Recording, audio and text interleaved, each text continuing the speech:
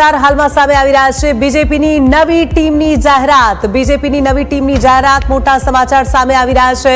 તો ન્યૂઝ કેપિટલમાં મહત્વના સમાચાર 13 રાષ્ટ્રીય ઉપાધ્યક્ષ 7 મહામંત્રી અને 16 રાષ્ટ્રીય મંત્રી। ગુજરાતથી હેમાંગ જોશીને રાષ્ટ્રીય ટીમમાં સ્થાન મળ્યું છે। બીજેપીની નવી ટીમની જાહેરાત 13 રાષ્ટ્રીય ઉપાધ્યક્ષ 7 મહામંત્રી અને 16 રાષ્ટ્રીય મંત્રી। ગુજરાતથી હેમાંગ જોશીને રાષ્ટ્રીય ટીમમાં સ્થાન મળ્યું છે। વર્ષા દોશી ગુજરાતથી ઉપાધ્યક્ષ બનાવવામાં આવ્યા છે।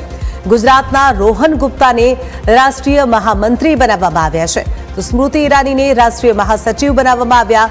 વસુંધરા રાજે રાષ્ટ્રીય ઉપાધ્યક્ષ બનાવવામાં આવ્યા છે। તો મોટા સમાચાર સામે આવી રહ્યા છે। 16 રાષ્ટ્રીય મંત્રી બનાવવામાં આવ્યા।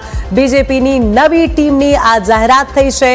વસુંધરા રાજે રાષ્ટ્રીય ઉપાધ્યક્ષ બનાવવામાં આવ્યા છે। બીજેપીની નવી ટીમની આ મોટી જાહેરાત ન્યૂઝ કેપિટલ પર અમે આપને બતાવી રહ્યા છે। 13 રાષ્ટ્રીય ઉપાધ્યક્ષ 7 મહામંત્રી 16 રાષ્ટ્રીય મંત્રી। ગુજરાતથી હેમાંગ જોશીનું નામ સામે આવી રહ્યું છે। ગુજરાતથી હેમાંગ જોશીને રાષ્ટ્રીય ટીમમાં સ્થાન આપવામાં આવ્યું છે। આ સિવાય વર્ષા દોશી ગુજરાતથી ઉપાધ્યક્ષ બનાવવામાં આવ્યા છે અને આ જ મુદ્દે અમારી સાથે સ્ટુડિયોમાં સંવાદદાતા જયેશ જોડાઈ ચૂક્યા છે। જયેશ, મોટા સમાચાર, બીજેપીની નવી ટીમની જાહેરાત થઈ છે। 13 રાષ્ટ્રીય ઉપાધ્યક્ષ 7 મહામંત્રી અને 16 રાષ્ટ્રીય મંત્રીના નામ સામે આવ્યા છે। શું વધુ જાણકારી?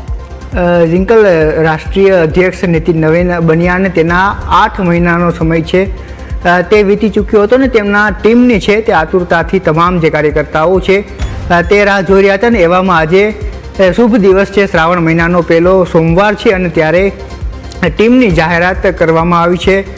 જેમાં વાત કરવામાં આવે તો ગુજરાતથી 5 જેટલા નેતાઓ છે તેમને ટીમમાં સ્થાન આપવામાં આવ્યું છે। તેમાં જે સૌથી ચહેરો એક સામે આવી રહ્યો છે તે હેમાંગ જોશી છે કે જેઓને રાષ્ટ્રીય યુવા મોરચાના અધ્યક્ષ બનાવવામાં આવ્યા છે। વડોદરાથી તેઓ સાંસદ છે અને સાથે સાથે ગુજરાત યુવા મોરચાના પ્રમુખ પણ અત્યારે છે। એટલે અનેક જવાબદારીઓ છે અને એ વચ્ચે તેમને જવાબદારી સોંપવામાં આવી છે। તેની સાથે રાષ્ટ્રીય ઉપાધ્યક્ષની વાત કરવામાં આવે તો વર્ષાબેન દોશી છે તેમને સ્થાન આપવામાં આવ્યું છે। એટલે 2 બ્રાહ્મણ ચહેરાઓ છે તેને આ ટીમમાં સ્થાન આપવામાં આવ્યું છે। તેની સાથે મંત્રીની વાત કરવામાં આવે તો ઈશ્વરભાઈ પટેલ છે તેમને મંત્રી બનાવવામાં આવ્યા છે। તેની સાથે ગુજરાતથી રોહન ગુપ્તા છે તેમને પણ મંત્રી બનાવવામાં આવ્યા છે।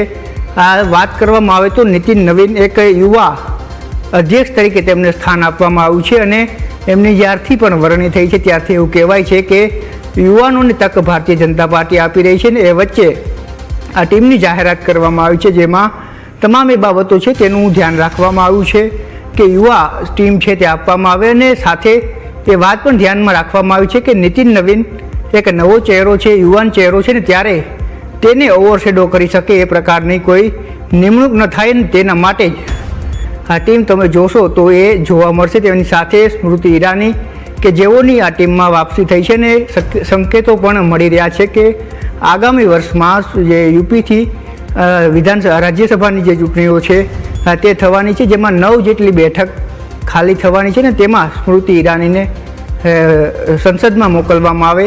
તેમની જે જવાબદારી છે એટલા વર્ષનો જે સંઘર્ષ છે, રાહુલ ગાંધી સામે તેઓ ચૂંટણી લડ્યા, એક વખત જીત્યા ને બીજી વખત હાર્યા, ત્યારે જે પ્રકારની તેમની લડત છે તેને સ્થાન આપવામાં આવ્યું છે ને કે યુવા ટીમ આપવાનો પ્રયાસ કરવામાં આવ્યો છે જેમાં ગુજરાતમાંથી 5 જેટલા નેતાઓ છે તેમને આ રાષ્ટ્રીય અધ્યક્ષની ટીમમાં સ્થાન આપવામાં આવ્યું છે। જી જયેશ, તમામ વિગતો સાથે જોડાવા બદલ આપનો આભાર।